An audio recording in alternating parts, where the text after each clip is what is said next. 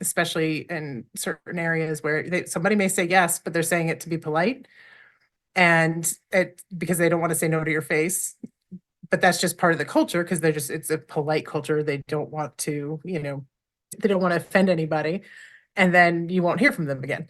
So it's just knowing what you're working with and understanding, and not being, I guess just being humble and just listening and understanding. So I think that's been a really cool part of this journey for me.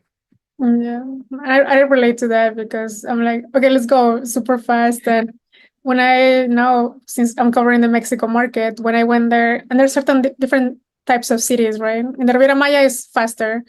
In Yucatan, in the north side, is more like you have to push the brakes because people get offended if you're like, it's just this meeting can be 15 minutes. Why is it an hour and a half? But yeah, like you said, I relate to so much. Why are we having lunch for 3 hours? Yeah, exactly. And you have to buffer for that in your calendar too, because sometimes it's not like an hour meeting. It's like you were saying, 3 hour, the introduction high, and then the buys are a little longer. And having that, no, you cannot learn that in a class. I feel there are so many certifications, so many classes that are international, but unless you do it and you go there, it's impossible to learn on a book.